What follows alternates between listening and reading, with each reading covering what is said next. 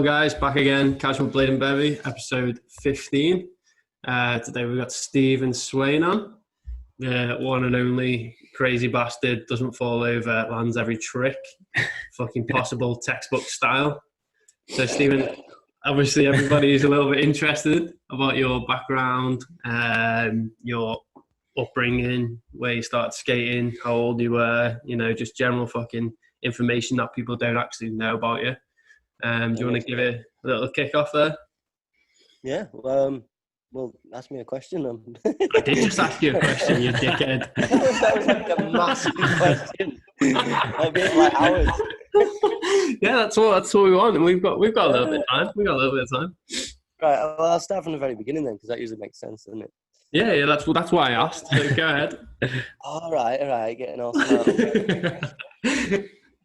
Right, so I started when I was like 6. I went round to my friend Craig's for dinner, and his mum had a pair of rollerblades. The quads. She had a set of quads in the spare room, and I was like fascinated by them. So they gave me them, and I spent about 6 months skating around the curb outside my mum and dad's house.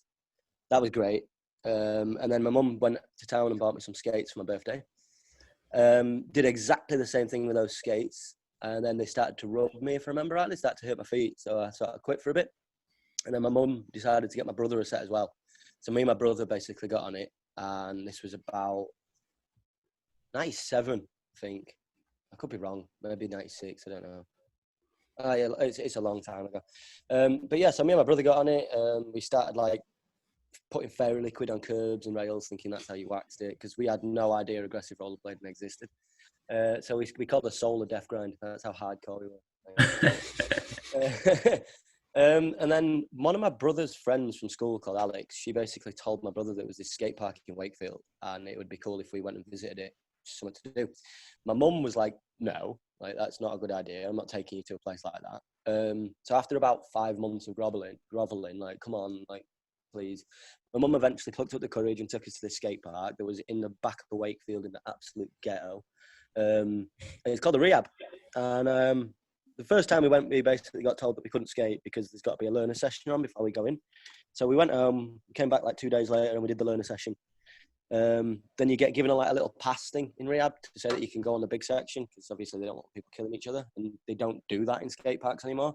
Yeah. So that was the way we learned. Like, you either learn etiquette or you don't go to a skate park. Full stop. That was great. Anyway, the next time we went, they asked if we'd passed the learners, and we were just like, yeah. And they just let us on the park, and one thing led to another. Before we knew it, we were rolling around I think I had rollerblade squash. My first aggressive skates were rollerblade menace, and they were like that big. And I've got a rollerblade menace over there at the moment, but I'd have to turn the camera around to see it. And yeah, we just got when you say they were that big. Yeah. Is that not the size of your feet now? No, we're getting all complex, are we, Louis? Well, it is to shut you up. Like, they only made many up to a size 5. Right. They only made them up to a size 5 because they were like the kids' skates. So after Menace, it was the rollerblade box car. And you've got to know what the rollerblade box car is, Charlotte. Yeah. Come on. Yeah. It came with blanks and brakes. I don't think I do know what they are. Oh, you'll have to Google it later. Yeah, man. Not the first, but definitely one of the first aggressive skates to come out. Right, okay. I remember there being the poppies and the rosies. Yeah, I mean, there's a few different brands. Poppies and roses, if I remember rightly, they were the original Rems. Yes. Right, okay. And then, like, that's when Cato sort of brought out that sort of boot that was handmade, and you had to sort of call up Montpellier to, like, purchase them. But we were skating, like, poppies and daisies were out, but like when we started, the best ones were Argon 1.1's Oxygens. Like, they were like £330 a set. So we were like, wow. And my mum took us to a shop called Soul Motion in Wakefield. A lot of the old Yorkshire heads will know Soul Motion because that was like there was only 2 places in Wakefield where you could buy skates. There's Intersport, believe it or not. Intersport had a whole aggressive skate section at the back because the rollerblading was that big at the time. And then there was Soul Motion, which was like down the back street off Westgate. And my mum bought our first aggressive skates. My brother ended up with, I think my brother had box cars with blanks and drakes. And then after that, we had them for like 6 months, and then we ended up with a set of Rocher Chapter 322s, if you've heard of Chapter 322s. They were basically Majestics, but Chapter 322 on the side instead of Rochers, or instead of a Majestic. And if I remember rightly, after that, I had rollerblade squash. Do you know what rollerblade squash are? Nope. No, right, okay. I can't show you. You're way back in the day, yeah. Yeah, like, right. If there's anything you want to get up and get, just take your headphones out and go and get it. We're happy to see it. Well, I'm going to do it, yeah, anyway. But you remember rollerblade... Get up, Louis. Do you remember rollerblade CI5s or Daytonas or Dirks or anything like that? Remember the Daytonas and the Dirks, yeah. Right, sweet. Well, they're exactly the same, aren't they? So, hold on, wrong headphone. Right, cool beans, there we go. Right, so these are rollerblade CI5s, and they've never been yeah. Well, they're mint, man, mate. They're like pristine condition. Tell me about it, damn. And now, are these literally from back in the day, or have you picked these up recently just because nostalgia reasons? I wish. I picked up these about 10 years ago off eBay. And they've been living in my mum and dad's garage attic since. And then because I've got loads of random crap that I've sort of found again, I was like, right, I'm taking all that out of the attic and I'm putting it on display. So I've got like 3 sets of skates over there. Got another 2 sets of skates in my room, like mostly Solomons and stuff like that are like unused. But I like to sort of get hold of skates that have meant a lot to me in the past rather than just getting every other skate. So I've got the first Solomon I ever bought, which was a brown ST8. I've got they were nice, yeah, they were. They were lovely skates, yeah. I've got the first Solomon I ever received when I was on flow for Solomon in the UK, and that was a STE Pro 2. How did that come around then, Steve? Obviously, being part of like Solomon and being on the team. Right. So I was relatively unlucky when it came towards sponsors when I was younger because I didn't talk much when I was a kid, and it was basically down to the fact that I was quite heavily bullied in school. I got moved schools a few times because I didn't really fit in school. I wanted to skate. That was it. That's all I had, a one-track mind. So it didn't really work out in school as that wasn't what other kids were doing at the time. They were playing football, rugby. I got moved to a independent school, which is like a private school. That was shite. It was like 3.5 years of like being around posh kids, and I am not. So I sort of started fading out of rollerblading around 2002, 2003, and I got back into it in 2004 because I got taken to an ASA qualifier in Peterborough, and I ended up winning that, and that led on to a guy called Matt Ford, who I'm pretty sure everyone knows who Matt Ford is nowadays. Yeah. Mm-hmm. So Matt messaged me on MySpace. Rolling back the years, yeah. Did you have a song on your profile? Oh, mate, I had loads of songs. I was watching. Top 8 friends and all that. Yeah. Oh, hey, geez, you're getting there, like top 3. So Matt sent me a message on MySpace, basically saying that I should come to Peterborough and have a skate, and then sent me a link to Jenna's. So I called Jenna, and we like met up at Westgate train station in Wakefield, and I went to Peterborough. And that's when I started really sort of getting back into it. And that led on to, I think, a contest called a CPS progression session or something like that. Chris Edwards, like it was like a Chris Edwards contest. You know who Chris Edwards is, right? Yeah. Like the pioneer of rollerblading. Yeah, literally the godfather of all rollerblading. That's literally a Chris Edwards pro skate. He had like every just while you've got the skate there, just show the sole space on that skate. I mean, there's loads of it. What are you on about? There's like so much sole space there. Like beautiful. It's like Majestic 12s. Beautiful. Yeah. But this was H blocks before H blocks. Like, look at that. Man. What is that? That's like the original ground control for it. Can you even fit a cope in between that? Without the wheel touching. Yeah, we had superpowers back then, man. Yeah, all right. Trust me, right? I'm gonna get a rollerblade menace now, just sort of like out the side, because the sole space on the rollerblade menace was like quarter of what that is, and we were still doing like top soles and shit. So 1 minute. Go on. Good time to open a beer. Yeah. This is like mad nostalgia for me because, well, yeah. Right. So that's a rollerblade menace. Wow. So yeah, this is my first aggressive skate. This is when grind plates existed. Hell yeah. Do you want to know something hilarious? Go on. I love that Razors have took the Colt boot and still got that fucking stupid toe gap above the front wheel. They've definitely got the idea from that. Like these were like the sort of the start. Like these, you can't really get much earlier than that without going to the rollerblade lightnings. And rollerblade lightnings. Have you even put them on? These, dude, it's like a 4.5, dude. Purely for nostalgia. Hang on. He says, dude, they're like a 4.5. Stephen, what size are your feet, mate? Yeah, I gotta go. My feet are like a 5.5, 6. Yeah. But always have good-looking rollerblades. Yeah, make every scale and you got small feet. I used to be like a size 9 in skates, mate, and my feet shrank. Like that. That's because your mum would always say to you, "You got to get 2 sizes bigger because I can't afford to buy another pair in another year." You'll grow into them. No, that wasn't my mum. That was Roller Snakes. The Roller Snakes magazine used to say, always buy 2 sizes bigger. That. Like always, and like, do you know what? When I was a kid, I'd adopt into that and be like, "Oh, I must get the 2 sizes bigger." Yeah. And you'd get them, and you'd be like, "These are fucking canoes." To be fair though, I was talking to Nichols about it the other day when we went to Stoke, and he was saying like, "Nah, we skates 2 sizes bigger just for the extra sole space, like just for the bigger boot." Wow. You know who Nichols is, don't you? Nipples. Yeah. Damn right, man. He's like one of the legends of the UK. That guy's hard as hell. Yeah, that's one thing though. A lot of people, which I've realised, a lot of people actually don't know Mark Nichols that way of skating. Yeah, I mean, well, Mark Nichols. Sorry, Mark Nichols. Yeah, Nipples. He's literally known as Nipples. I've known him as Nipples for about. Yeah. He saved in my phone as Mark Nips. Yeah.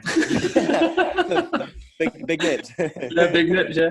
But he's a killer, man. Oh, absolutely. It's good to see him back out on the skates a lot more now. Yeah, he's actually been skating with us guys quite a lot at the moment. That's sick, man. I was at Winter Clash with him. Like, I was there with you as well. Like, yeah. That was a good laugh, man. Yeah. We spent the last night watching Superbad, if you remember. Is it Superbad? Yeah, it was, yeah. We were all pretty stoned, but yeah. I don't know what you're talking about, man. To be fair, with lockdown and stuff, like everything feels like about 100 years ago now. Yeah, to be ridiculous. Fair, it really does. That was my first Winter Clash in like 9 years. Really? Yeah. First time I ever went was 2007, and I went with. Funnily enough, I went with Matt D. Dave Bell, Jenna, Chaz, obviously me, and there was a few other heads with us. And if I remember rightly, I definitely remember rightly, Dave Bell was like, thought it'd be a good idea to drive from Cologne Airport through to Mulhausen, which is where the contest was at the time, and then ended up driving 2.5 hours in the wrong direction through Germany. Oh, wow. So it took us like 7 hours to get there, but Dave was like fully pretending the whole time that he knew what he was doing. And me and Dearden were like sat there like, where are we, man? Like, we're in like Bavaria or somewhere. Like that was a good trip. But yeah, that was the one where Stefan Alfano won it. It was him and Eric Bailey together. I can't remember Bailey's trick, but Stefan's trick was like. I can imagine it was a little nice blast from the past. Then this year, going to Winter Clash with Matt and Jenna again. For me, yeah, because I mean, Matt and Jenna are like 2 of my closest friends. Like I've known Jenna for countless years, and I've known Dearden since about 2006, 2007. But yeah, going to an event with them two again was like, it was awesome because that's what we used to do. We just used to get in a car and drive to any event we could. We used to go feast every year. Funnily enough, though, Steve, what we've done here is we've sidetracked the first question. Yeah, we have massively. Massively. I think this is going to be an issue right for all because you've got that much history in skating. Yeah. It's like there's so many stories from stories to stories that it's like you're constantly going to have to like bring it back. How you got on sponsorship, right? Yeah. Yeah. Right, 'cause that's an easy one to say. So I won CEPS progression session in London in 2004, and a certain baldy that looks similar to Voldemort, that's as much as I need to say about him, was owning a shop called UK Skate, and he offered me a flow sponsorship. So I accepted that. I was like, yeah, down, super down. Like, I've never had a sponsor before. And then UK Skate put me on Solomon Flow. So I was on Solomon Flow for about just over a year, and I can't remember for the life of me what happened after that. That's like a grey area that I don't remember. I remember being offered a Rocher sponsorship, and they sent me a Rocher's Type R, which was like a prototype skate at the time. It was very similar to the Cootie, if you remember what the Cootie looked like. Yeah, it was kind of in between the Cootie and that Grawl. Ugly. That's it. Yeah, it was kind of ugly, The Grawl was ugly as shit, but the Cootie, I used to love the Cootie. Like, the Fifth Element, the Cootie was like gorgeous skates. But I got offered... Cootie, the one with, like, the fucking zip on the front. They're like, no, they're the Grawls. They're disgusting. Hang on. Cootie is the one that we looked at before. Yeah, they're like more an old school feel, but they're really chunky. Yeah, I did like the black and red ones of them, to be fair. I liked the silver ones. They were the Blake Dennis Pro model, and they were just that absolute gangster skate. Adam Davidson used to double backflip on those back in like 2003. Adam Davidson? Yeah, he lives in Australia now. Mm. Who's the kid that used to skate? Adam Brown? Downtown Brown? Yeah, he used to do double backflips as well. Yeah. I used to try double backflips. Adam landed one he landed one on the mega ramp at NAS like years ago.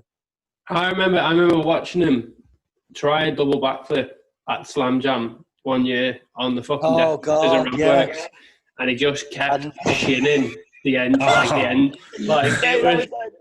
Don't get it right. It was the first ever attempt at a double backflip, toe tap, front flip. Yeah, it was horrendous. That literally what it was. It was a double backflip, not toe tap, but toe bend, front flip. Yeah. And he did it like 12 times.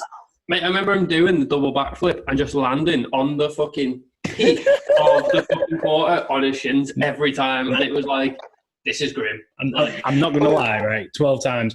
If I'd done that once and shinned it, I'd be like, right, here's my rollerblades. Pass them to some little kid over there.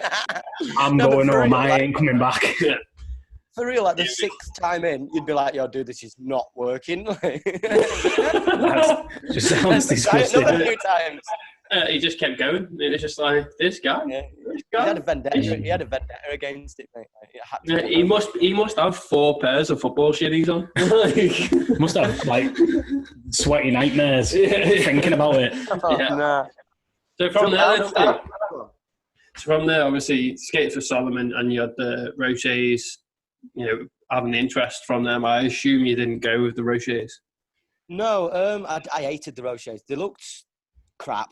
And they just didn't skate good compared to Solomon's. And I'm not judging Rochers now because I don't know what they're up to now. Like, they seem like they're sort of coming back into the game.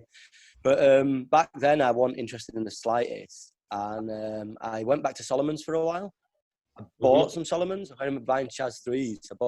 Funnily enough, I bought Adam a pair of Chaz 3s as well because I owed him money for something and he just said, buy me skates instead. So I ended up skating razors for like a week. I got sent a set of razors. And then after I got sent razors, I was offered a sponsorship by USD. This was like 2007. So I went out to Winter Clash on USDs. And then when I came back, that was 2008 because I ended up doing really well in Winter Clash in Pro in 2008. I think I came third. I pulled out in the final because they wanted to skate this gigantic sub box. And I'd sort of been focused on this across and down disaster rail all day. And I was like this close to getting cab 7 true sav. So like my attention was like, do that trick. And then they were like, no, we want to skate the sub box. We want to have the final on the sub box. And I was like, nah, I'm not interested in skating that. So I pulled out. But I still got like a big trophy and a medal and all that. The thing is, man, like, even coming third at Winter Clash is fucking a massive achievement. So it was the first time I went Winter Clash this year. And the level of competition, is fucking video outrageous. edits, and pictures of the parks and stuff. They just don't do it justice. Like how big everything is. I'm going to be so controversial right now because I don't care.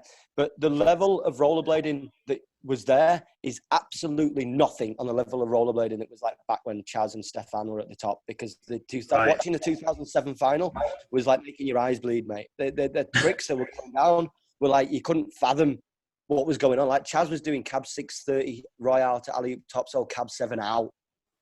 Yeah. Like, what on earth? Like on a square ledge, man. You know what I mean? Like, yeah, that makes it like a lot worse when you say on an angle. Yeah. Like you had Aragon and Julien Cadeau in 2007, battling it out on a disaster rail, and Julien was like 13 years old and he was doing a disaster 540 alley top pawn on a disaster rail, not a ledge, not a, and like the best years for Winter Clash for me were 2007, 8, and 9. They were like phenomenal. Like, the level was intense, and like I'm not tooting my own horn, but I can't to this day believe that I got anywhere close to the semi-final, let alone final. And it's mad to think about. Like Chaz to me was like the sort of top of the top. Like he was a role model. He was an inspiration. He was like the shit. But the stuff he was putting out back then is just mind-boggling now, let alone 10 odd years ago. Yeah, I think, when people speak about, back in the day, and I think everyone thinks of like the early 2000s when things were, quite sort of, things were taking off. But like that sort of, like what you say there, that 2007, 8, when it was like the black market DVD, that sort of time, when people were just... everyone had got to like a good level, and then on top of that, people were hungry, like you say, and people were just really, really going hard at it. And like you look at them old clips, madness. Brief one moment. Let me just put you on hold. Stephen has frozen. We're just going to put some. And we're back. I can't even remember what I was saying, dude. Yeah, that's it. I'm not in any way, shape, or form like insulting what rollerblading is now. Rollerblading is like, it is what it is now. Like people are still doing the thing, they're enjoying it. That's what it's all started for. It's a unique sport that anyone can do in their own way. But what rollerblading was back then is like a lot different to what it is now. Like fact. Completely agree. Yeah. You can't get away from the heavy tricks. No, not at all. So, I've completely lost my train of thought. No, I agree with what you're saying. Like it's not a criticism on skating now. Skating now is enjoyable, and people are still going pretty hard. Like in their own way. But like you said, them late 2000s were next level. Like it was just danger, pure danger. The thing that I think sort of happens with something like that is like a sport can only progress or evolve if like the surroundings evolve with it. So there's only so much that can be done on street because street's just simply not going to evolve. Like, you're not going to get 100 set of stairs and some guy 452 saving down it because it's just not going to happen. But if you could sort of integrate like mega ramp into skate parks or just get the ramps to get bigger, that's when rollerblading can evolve, because you can't do a double backflip on a 5-foot jump box. It's just, you might do it, but it's going to take a long time to get it right. You're going to probably hurt yourself. But you make that jump box a lot bigger, and that double, or all of a sudden a triple might be possible.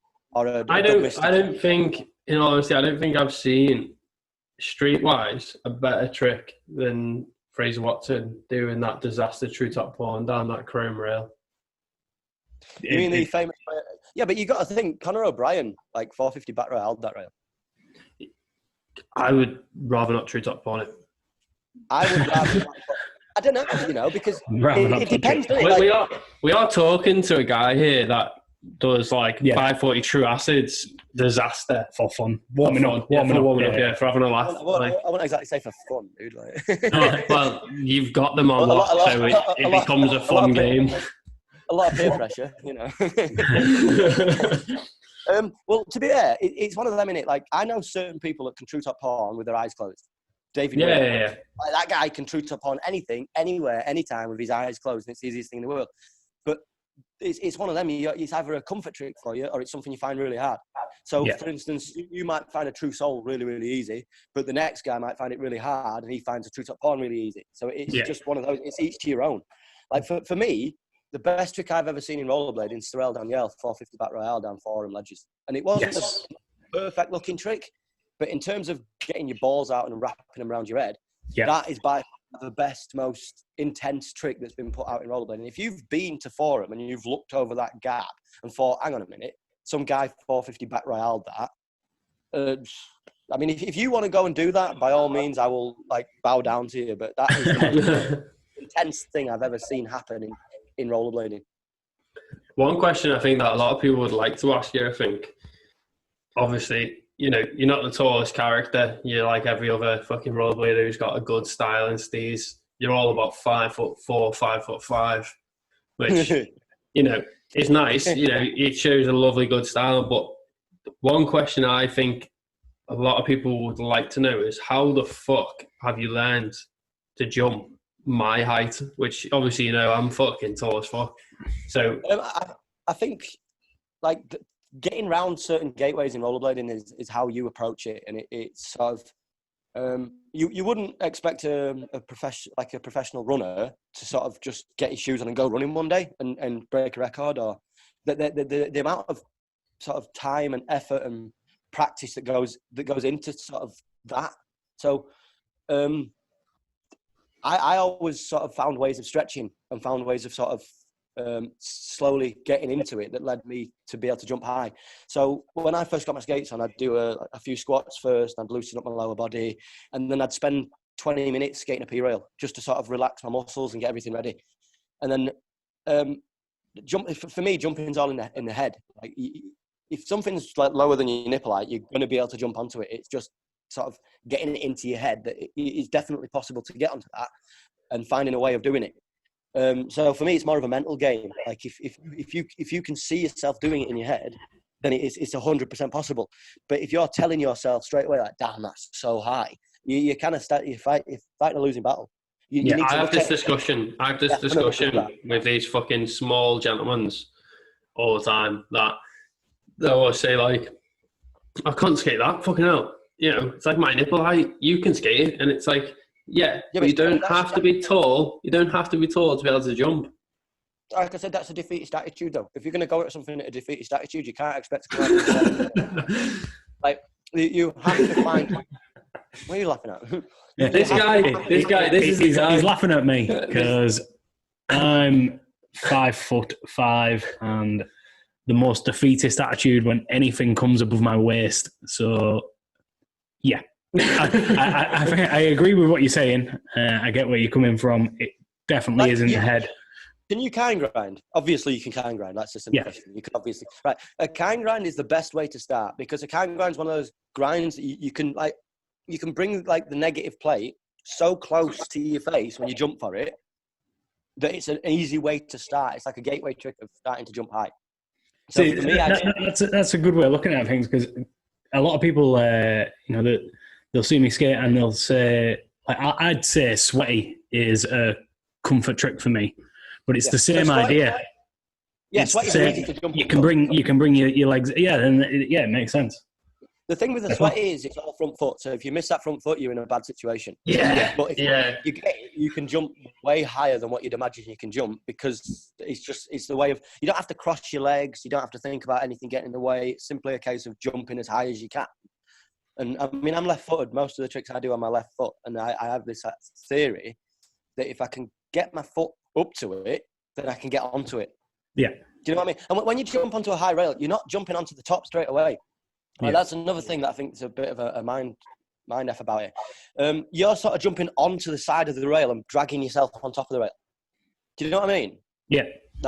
So when you go for a rail on a really high rail, you're not trying to get right on top of the rail straight away. You're just. I've seen clips, and I've seen living in Liverpool. There's a heading towards, you come through Toxteth and you head towards Chinatown.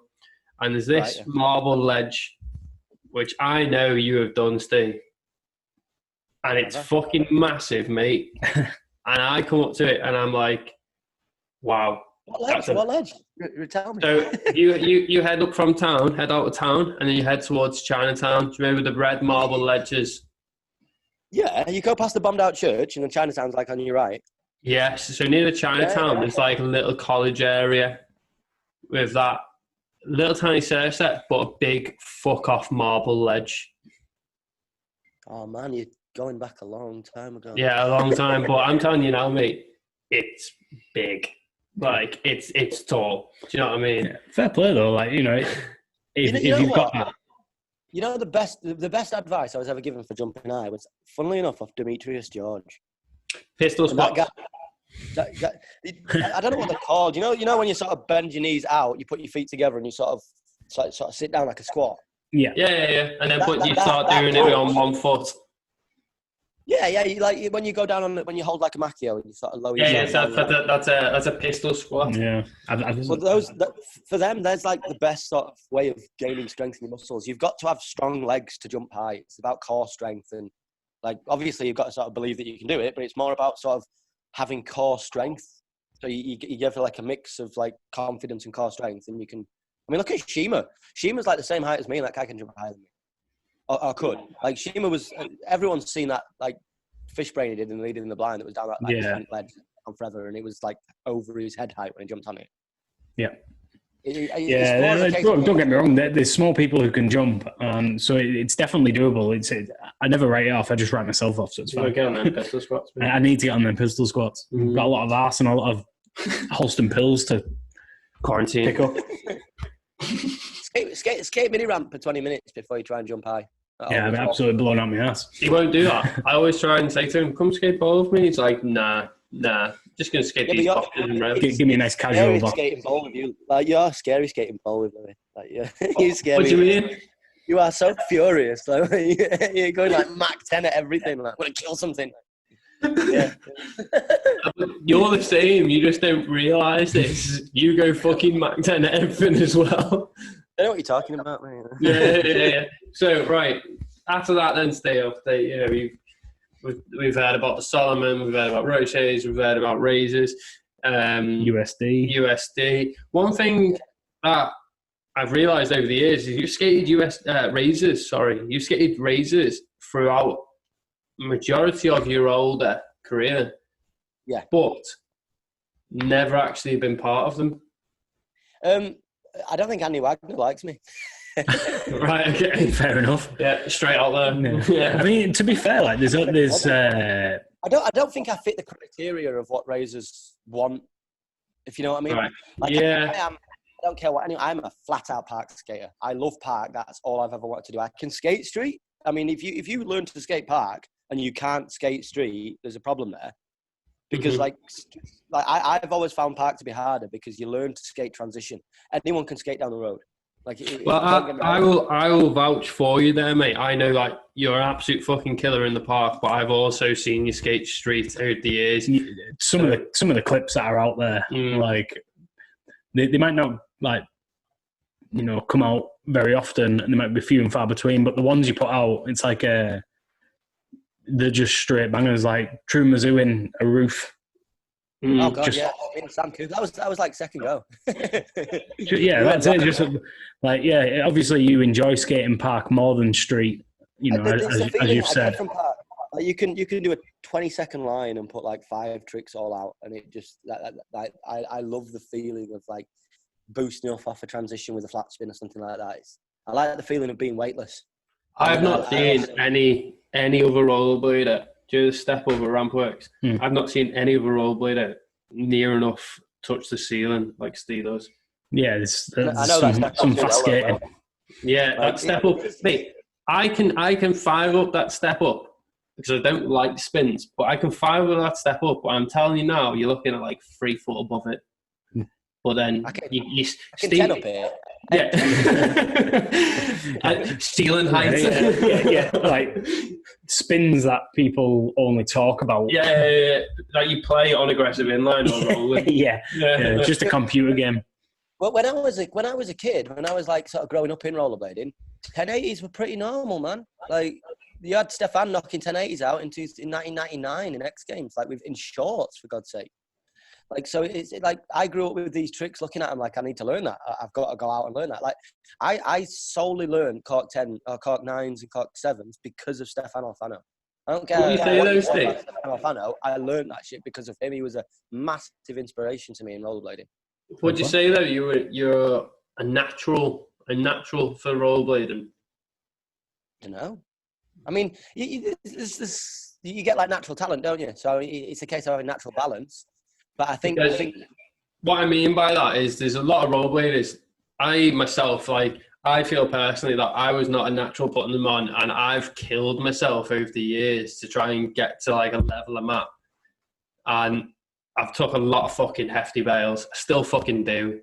But yourself, like, I don't see you have very many injuries. I don't see you very fucking killing yourself, but you're landing like 450 back stabs on the highest bit of the bowl.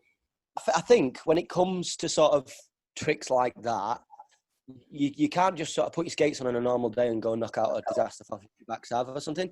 It's one of those tricks that when you're on your game and you're on it and you're fully focused, that's when tricks like that come out. And I think, my theory anyways, the more sort of focused and in the zone with something like that you are, the less chance you've actually got of hurting yourself. Even though the trick's big, because you've got tunnel vision on what you're doing, like there's every possible scenario is up in your head already. So if I come around on a 5 true meters and I know that I'm in the wrong position, I can save it. So I know exactly where it's going to go wrong, and I know how to save it before I end up in a situation where I put myself in hospital.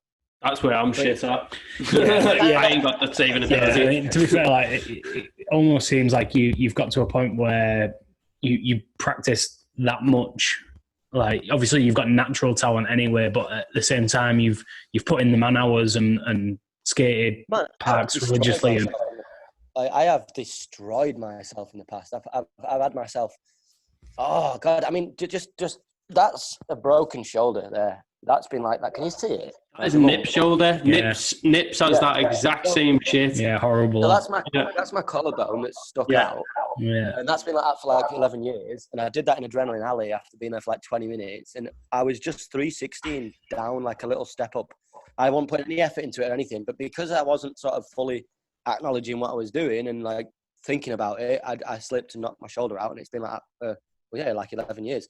But I mean, I've broke all my fingers numerous times. I've done my PCL. I've knocked my teeth out 4 times. I've given myself serious nerve damage. And that, out of everything, that's probably the worst one, the nerve damage. Because you can't tell where it's coming. It's all working in the back of your neck. But you look forward and your feet will start fizzing like a vibration. You can't figure out what's going on. Because you've moved nerves in the back of your neck from like missing a 9 on a box or something like that. And that sounds like some pretty fucking serious long-term shit, that, mate. Yeah, no, don't get me wrong. Like, I've suffered hard. I'm one of those kind of people that if I either don't fall or I destroy myself. Right. That's the way it goes. So I can get out of stuff like saving it like a cat kind of thing. Like I know how to get myself back to my feet and that. But if it goes really wrong, that's it. Like, yeah. I mean, I've got a big fear of cork 7 in jump boxes nowadays because I went wrong on like 2 of them years ago and I landed on my back from like 10 feet. And I over-rotated because I span too hard when I left the box. And I've never got over that fear. So I can do it up a step up all day, every day. But when it comes to a jump box now, I will not cork 7 jump boxes anymore. I'd rather hurricane topsoil down street rail than I would, yeah. Fair play. Did we get some questions? We did, yeah. Go on. What? So we put out a post on UKBC earlier. Got a couple of questions. There's a few little questions dotted about that. See, because you'll obviously admit yourself, I think, that when you skate, like you say, you get that tunnel vision, your headphones go in, and, skating is the focus. And I think a lot of people, myself included, when I've been skating at ramp works or other parks, and you don't really get that sort of kind of social interaction from yourself. And you kind of don't mind because, let's face it, you're absolutely killing it. But at the same time, it almost comes off as you just not interested in it. Rude to an extent. Arrogance. But I've met you now outside of rollerblading, and I can see that you do that purely because when you do go skating, you focus on the skating and you're a different person outside of it. And that's why these chats kind of work.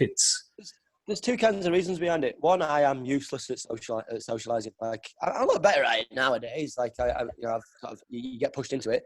But when I was a kid, like I said, I was bullied quite profusely. So when I got into a situation where people started to know me and that, I didn't know how to sort of interact.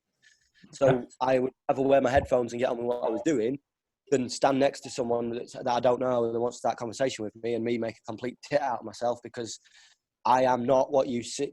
Let the skating talking kind of thing. You let the skating talk because I am not good at conversation. I've always been pretty crap at sort of making conversation, and you sort of talk to him and be like, oh, is that him then? Yeah, is that it? So I always had this sort of thing in the back of my head that nobody'd really be interested to talk to me anyway because I've got no interesting to say. So I'd rather just let the skating do the talking. And then sadly, you get like the backlash of people thinking that you're arrogant because you don't talk to them. But like, you're not arrogant, you just don't know what to say. Like it's a simple case of knowing what to say. And to be fair, I think, you obviously you've spoke to us for easy in excess of half an hour and you definitely don't come across as arrogant. So, that's it. And I think it's good that, we'll put this out on UKBC and other, groups on Facebook and anyone on YouTube who checks it out, we'll see that it's not, a way of like you saying, no, I'm just skating. I'm better than everyone. It's you have that sort of mindset of, I just want to skate. I want to do well. But at the same time, skating's the focus and you're just not a very social person. But that's, hell, there's loads of people in skating like that. I'd say from the first time I met you, Steve, obviously I got that vibe of like, arrogant, quiet, doesn't want to talk to anyone, just interested in skating. But then obviously over the time and years of getting to know you, like, we've had some good times, me and you, Louis. Yeah, man. Like, and I'd say it's totally different. You know what I mean? Like, I'd say it's totally different. And I think, obviously, when you explain the reasons why you're quiet and you don't feel like people are interested, in listening to you in that way because of the past and the history of what you've had that effect from it. I understand it. Like, I do get that a lot more now, and I appreciate that because a lot of people judge people too quickly, I'd say. Oh, massively, yeah. And I guess it's kind of a form of social anxiety, isn't it? That's and a lot of people, including myself, probably at the time, not just with yourself, with other people just instantly go, "No, I don't want to fucking talk to him. Like he's not interested. Why I fucking want to give him time of day? He doesn't want to fucking talk to me." You know what? The hardest part when I was a kid, not bad now. I'm like 33. I don't really care anymore. But like the hardest part of skating when I was a kid in a situation like that, I promise you, it was getting into the skate park. Yeah. Like, to get into the park, I always found that super hard because I knew that I'd have to speak to about 5-10 people walking in. And I've got nothing interesting to say, or in my head, I've got nothing interesting to say. Someone might be interested by it, but I ain't. And if I've got this thing in my head that if I can do something, or if I feel that I'm not interested, then that's how everybody else perceives it. So like you've just said, like to be a really good rollerblader, I still, no matter how long I lived doing this, I'll never see myself as that good of a rollerblader. I know it might sound stupid to you, but I've always had this idea in my head that if I can put something out, then it can't be that hard. And I guess that's like looking at like my own role, like putting my own rollerblading down. But I just don't get it. Like if I can go and 542 stab that, then everybody else can do it. You've just got to find it within yourself to be able to do it. It's not a case of like, I can't do that, I'm not trying it. Like you wouldn't go up to a ledge on a rail on street and instantly hurricane topsoil it. You'd go up, you'd sole it, then you'd topsoil it, and you'd probably top acid it, then you'd true miz it, and you might half topsoil it, full true miz. You work your way around that trick. So when there's a will, there's a way. And I've always seen it as if I can figure out how to do it, then everybody else surely can figure out how to do it. Because if I can figure out how to do it, it can't be that hard. In other words, I've got no confidence in myself.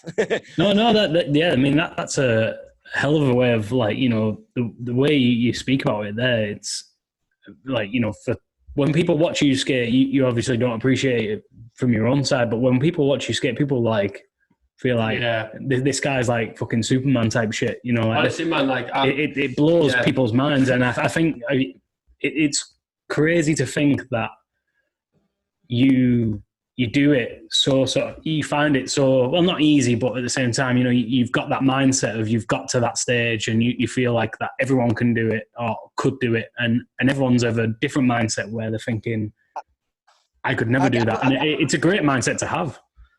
I'm like to an extent 100% positive that like I could teach any of the tricks that I can do to anybody else as long as they're willing to actually put the effort in to learn it. I'm 100% sure. Like there's certain ways of doing tricks. Like when I do a 900, I spot my landing at a 540. So in reality, I'm doing a 540. It just like my head spots my landing, or my eyes spot my landing when my body's in 540 position, and then my body does the last 360. So it's like everyone thinks, oh, 900, like it's such a big trick. But in reality, if you break it up into sections, that trick then becomes way easier. You can understand it more. Like a hurricane topsoul to 270, spot your landing topsoul. It was like, for an example to you, so I did a little like photo shoot with Steve, like when we were both working at Rampworks, and I was skating 125 mil wheels. I think they were, or they were they 110s? Big wheels. Big wheels. Yeah. And he was like, my battery's dying on my phone. 1 minute. Go on. Right. Not charging, don't worry. We'll give him a chance. And then we'll explain. Obviously, Stephen has to take a couple of breaks. Right. Got them questions up as well. Oh, no. Well, yeah. So he said, so I put on these power blades, big fuck off wheels, and we were doing like a little photo shoot over the jump boxes in Rampworks. Yeah, I remember that. You were Luke hanging shit out. Yeah, but I remember I couldn't get every time I went up, I was instantly trying to Luke hang. And then he was like, go up, like take up the ramp, go as high as you fucking can as normal. Yeah. Then Luke hang. And I was like, really? He's like, yeah, just try that. And then I could do it. Yeah. Like I was flying out of in the air, hitting a peak, and then Luke hanging. Yeah. And it was working. If you try to do everything at once, it's going to end up disaster. But that's what I think that's what a lot of people like. That is a good way of you teaching somebody, because a lot of people, especially when you're trying to do switch ups and the rest of it, you're instantly focusing. Yeah, you're thinking like end goal. Yeah. And yeah, I get that.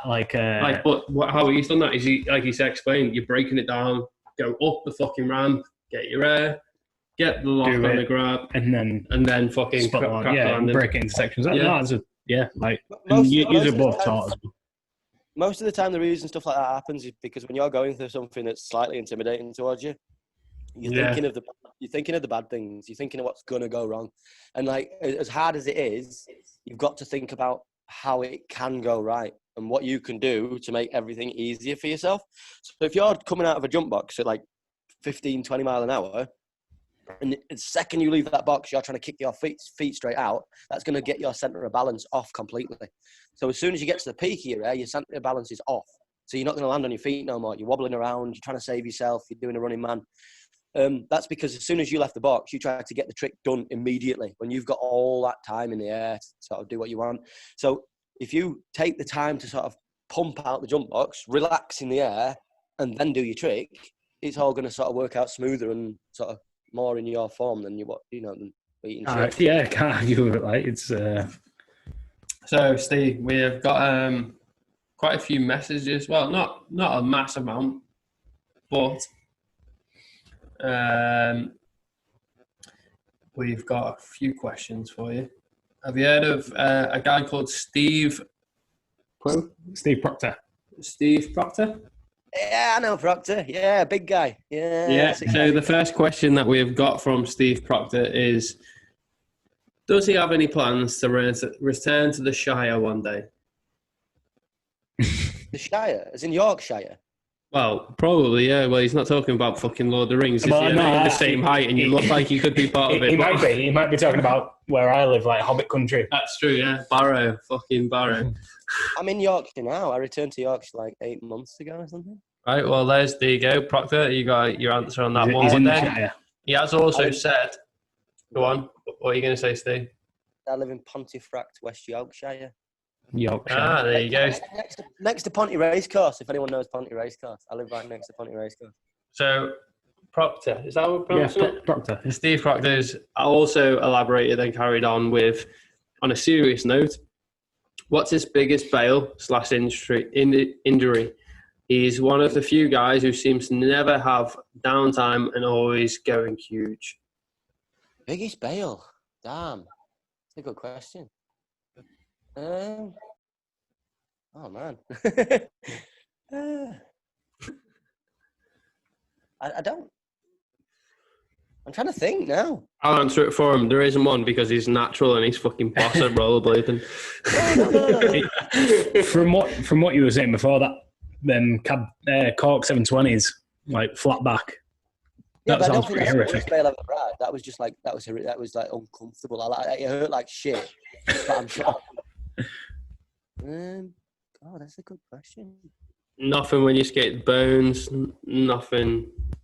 Yeah, I've face planted a few times, but like that's like a face plant's a face plant, isn't it? Like, I mean, I've never face planted, mate. I've face planted and cut the side of my face, but I've never smashed teeth out. Like that's some nasty shit. That is not nice. God, I really want to think about this because biggest bail. I remember once in Rampworks years and years ago. You remember the up cross and down rail? Yeah. The one that Elliot Stevens did, the Disaster 540 back salve and the Disaster 540 true solo. Yeah, that one. Well, you remember when that was on the drop side? Yeah. Right. I years ago tried top sole up, missed it out, like over the top, and I was going like full hammer at it. And I missed the top sole, and like just completely shredded myself on the rail. But I don't think that's the worst bail I've ever had. I just did that. That one sort of rings a bell. I hurt like shit. What I think we've got here, guys, is Steve Proctor. Steve Swain doesn't really fall over, and no, he does. He falls over all the fucking time. He just has that many. Yeah, he has that many, but they're not that bad. So don't worry about it, Steve Proctor. He's all good, and he's back in the Shire. Got me thinking. What's the worst fall? Do you want to come back to that one, Steve? Probably, yeah, because I don't. Okay, we'll come back to that one. No, I've got it. Okay, go on. I was in Montpellier in 2008 with Lomax, and we were filming in a skate park called Grand. Wait a minute, we'll pause. Apologies there. Steve froze again. Obviously, isn't paying the Wi-Fi bill as much as we thought he was. No, I am. It's just I live in the countryside, man. So we don't. True. Yeah. I've been there. The reception is shocking in the Shire. We're on 2 megabyte at the moment, so it's not too bad right now. Just ask Gandalf to sort it out, and I have to stick my head out the window and do some smoke signals. Yeah, sweet. So I was in Montpellier, 2008. I think it was around December time. It was definitely winter, and I was trying to do in this skate park called Grammont. We were trying to do like a back five across this barrier, and then gap from the barrier 270 back salve down the rail. No, back salve, true miz. So after about 10 attempts of just doing back five to Royale, back five to back rail, back five to back rail, trying to get the idea of it, I threw the true miz, and I threw it like I was really scared at the time, so I sort of overshot it. My sole foot hit the rail and connected right, and my front side foot missed, and I just went straight back to like my tailbone, and I shifted my spine in my back, and it was like, it was like this. I didn't know if I could move at first. I was sort of laid down, curled on the floor, like shitting myself, thinking I've paralysed myself. And then after about 10 minutes of doing that, I managed to sort of pick myself up, and we sort of got the tram back and just walked home and laid down, and like was in pain for about 2 weeks with it. But I never actually got help with it. But like that was petrifying. I genuinely I always think them like anytime you have them sort of, if you fall like straight on your back, or anytime you like jar something that doesn't feel quite right in your back, just pure fear of that, like, oh shit, this is long term. Like, I've been there. I think most, like regardless of your level, either, like, it only takes that one slip to land awkward. Yeah, I'm sure your ass, and it's like, oh no, this isn't good. I'm sure yourself, Brad, and you, Swain, have also seen me take some fucking hefty falls. Whalers, mate. You just fucking sack of spuds, aren't you? Like I go down fucking hard sometimes. Like, anyone would think you just fall on your head. Yeah, well, that's the thing. Like, and I think that's where obviously the whole blading thing of how I grew up was you skate things aggressively, and it wasn't about like doing 10 switch ups. It was about doing fucking one banger, solid tricks, and. Yeah. I think that's just the way I've always been. Like skate like as fast as I can.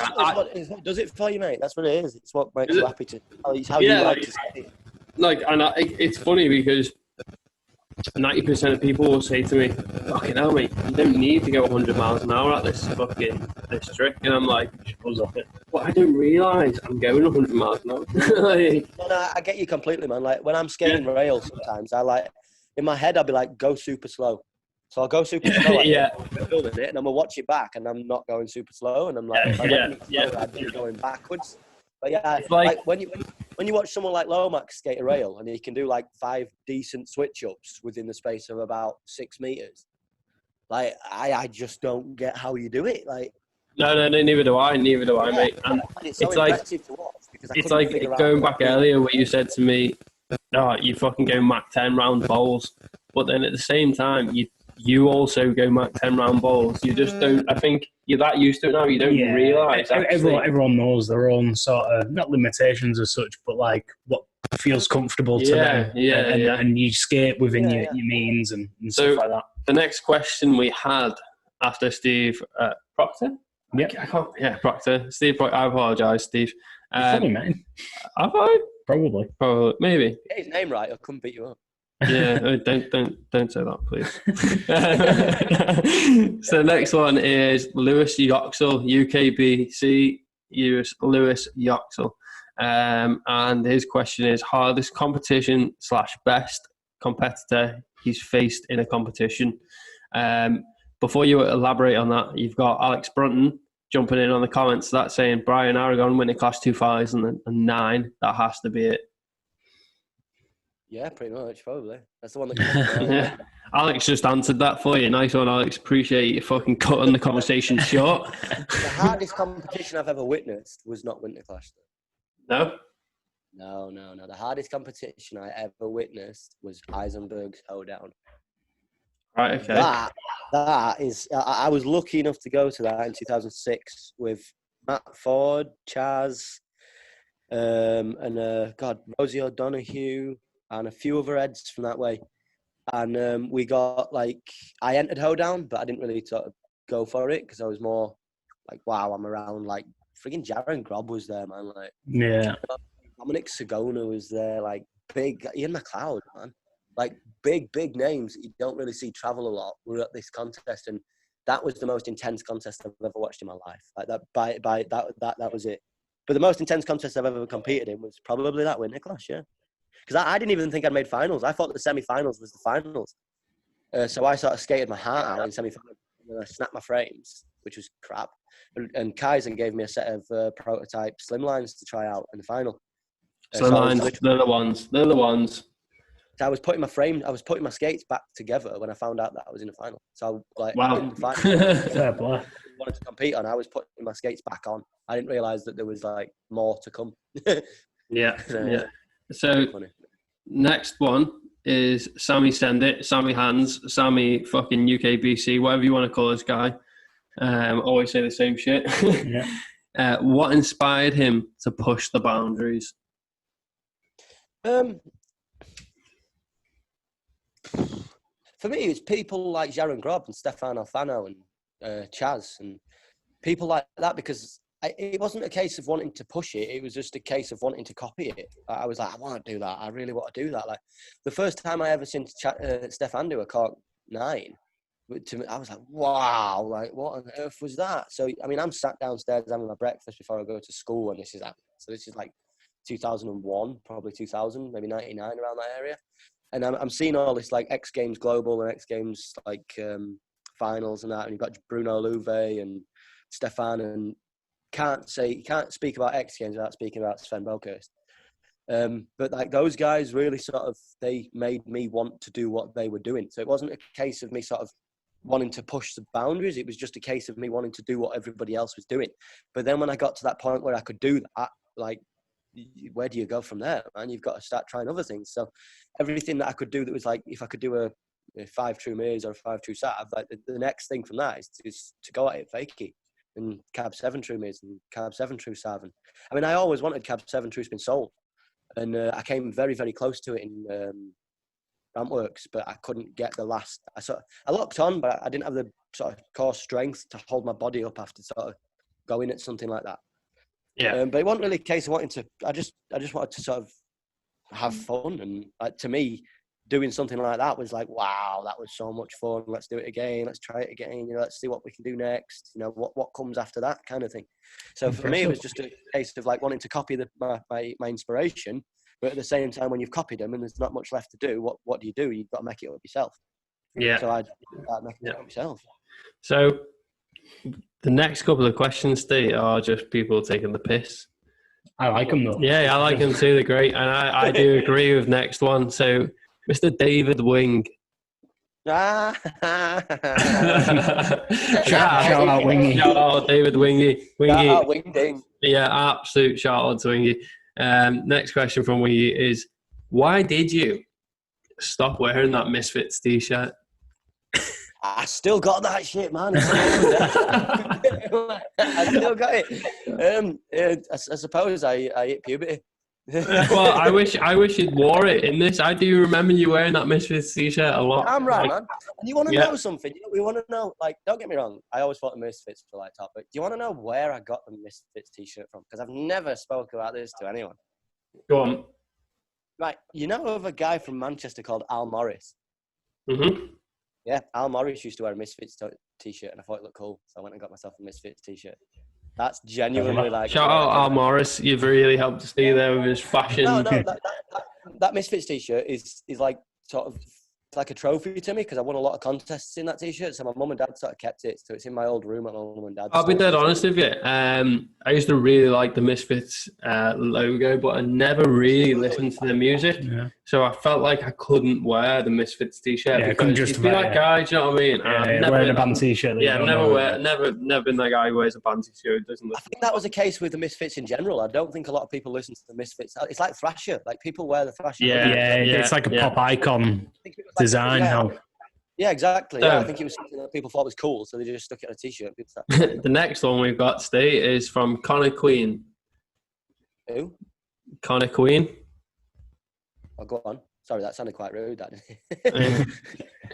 Connor, don't listen to him. He's a nice guy, really. Why haven't you seen him and Jesus in the same room? What? That's what his question is. Why haven't we seen him and Jesus in the same room? Who's him? Well, you. Why haven't we seen him and Jesus in the same room? I don't know. I don't really understand.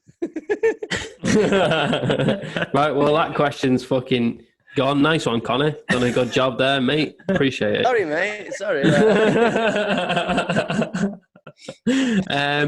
next one was from Kai Marsh, which I'll kind of answer for you. So Kai Marsh is, does he have any inside information on Rampworks reopening? So Kai Marsh. Do you want to? I said don't answer what I said earlier because, like I said, yeah. So you got to understand. I do know what's going on, but I don't feel comfortable talking about it. Yeah. So obviously, with the current situation with Rampworks, Adrenali, basically any skate park in the UK. There's always going to be ups and downs throughout the year when it comes to business income. This obviously is a financial fucking massive loss for every skate park, especially Rampworks being charity based. Obviously we all, fingers crossed, and hope Rampworks is going to reopen within the next month or two after lockdown. We can't say the full ins and outs because obviously it's not our place to say, but hands on heart, we hope the skate park does reopen and we all are in there at some point having a session. Rampworks has got Rampworks has done more for rollerblading than most. Yeah, definitely. But then no doubt. This is what's upsetting about it today is that Rampworks might have done a lot more for rollerblading than anywhere else, but then at the same time, the fucking government and financial credit and the rest of it, they don't care about that, man. Do you know what I mean? Oh, no, Unfortunately, that's the shit side of it.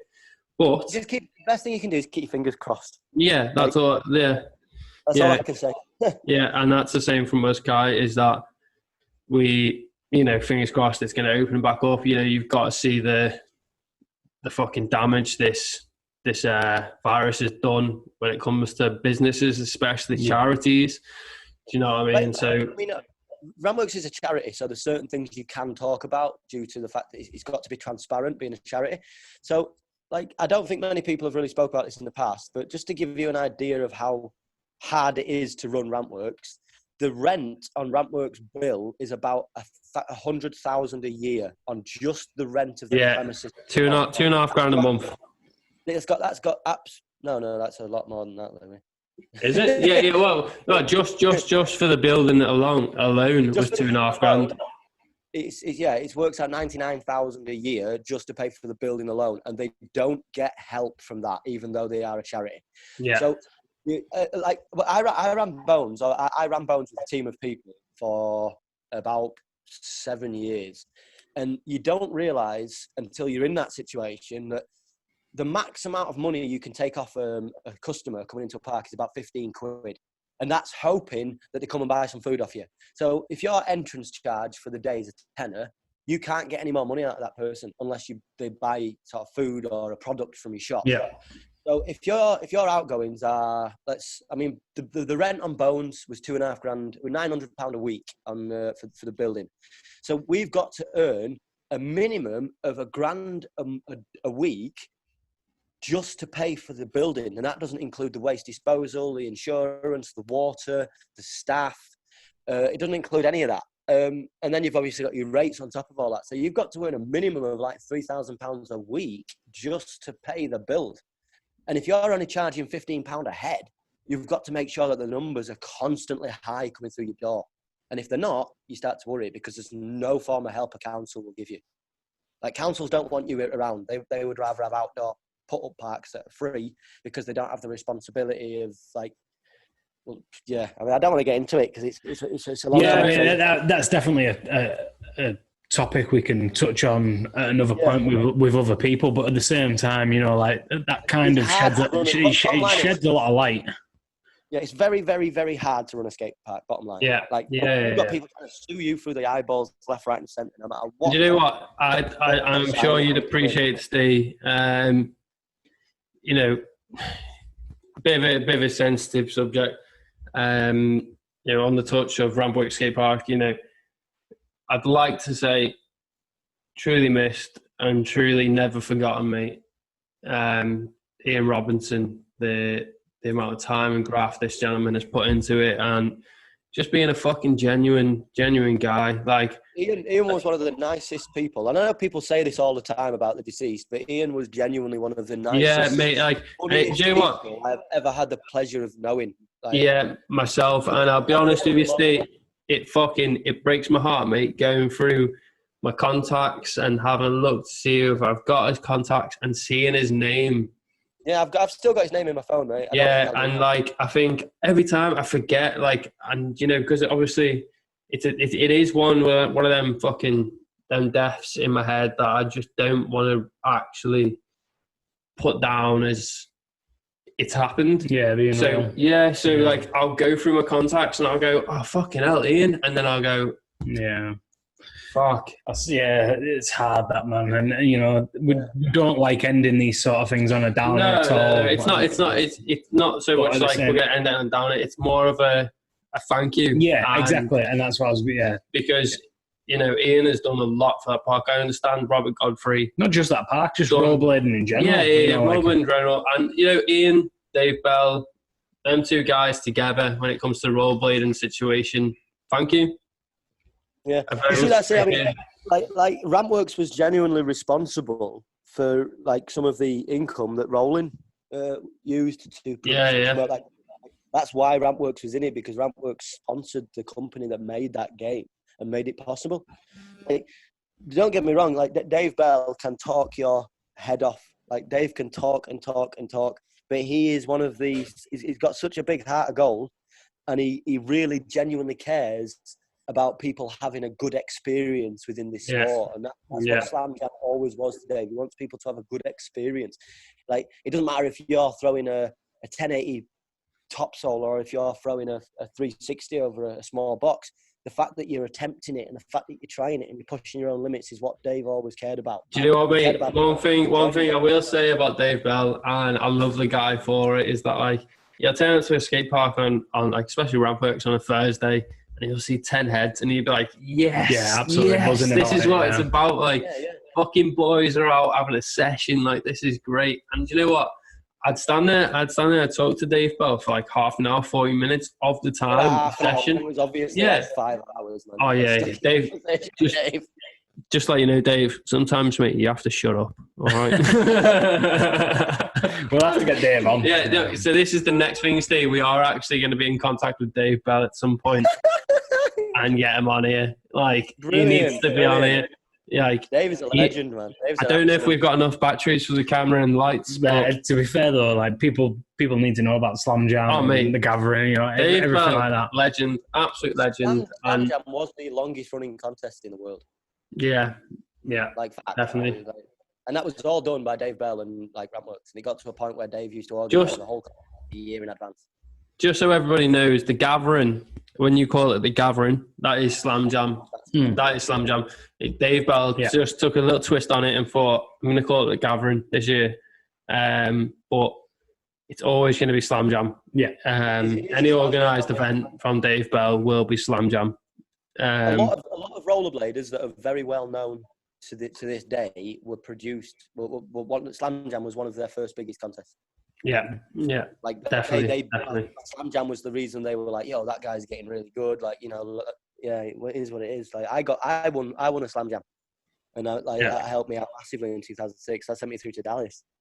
Yeah. Other people that have who were we speaking to the other day that won Slam Jam? Tom Barrio. He won the Rich Taylor Award. He won the Rich Taylor Award. Mate, he got the shit he got for that. Like, he got sent to Winter Clash. He got sent to Ghetto Games. Blading Camp. The idea was originally that Slam Jam used to be like the sort of qualifier for ASA. Yeah. So Dave put me onto a judging panel in 2007 after I won Slam Jam, because once you've won it, you can't enter it again. So Dave put me on a judging panel, and we used to have meetings every year before the panel and decide what we'd want to do with like the winner. And we used to send, Dave used to send the winner to California, to Woodward West, to compete in the AIL World Finals. And then it suddenly dawned one day that, hang on a minute, for the cost that it's costing to send one guy all the way to California, we could probably send him to like 5 contests around the UK or around Europe, like Feast, Winter Clash, Ghetto Games, Baltic Games, but that don't exist no more. But we could send him to places like this and give him a real experience to what it's like to travel Europe and sort of be a known professional rollerblader. That's like from speaking to Tom last week, you know, like, shout out to Dave Bell for that, because it's helped him massively, you know, and not just with him rollerblading, but like confidence wise and stuff like that. So yeah, Dave Bell's a guy, man, and I think if whoever doesn't know Dave Bell and you ever come in contact with Dave Bell or you stop to have a conversation, give him the fucking time and day, mate, because he's a guy that if you don't ask him about DJing though. Yeah, fucking hell, don't ask me about DJing, please. Dangerous. Dangerous Dave. We won't mention that in the podcast if we get him on. You might start throwing remixes in the background. Don't even start. It's been an absolute pleasure having you on, mate. And we appreciate you taking your time out, like your day and night, whatever you want to call it. And yeah. Thanks very much, mate. For having me. Yeah. Very much. Good luck. All I'm going to say is get your fucking hair cut. Hey, honestly, mate, I cut it myself like a month ago. I just got in the mirror and started going, I'll get rid of that bit there, and I'll get rid of that bit there. Proper COVID cuts, proper COVID cuts, mate. All right, well, take it easy, man. Ciao, Take care, lads. Take it easy, bud. Peace.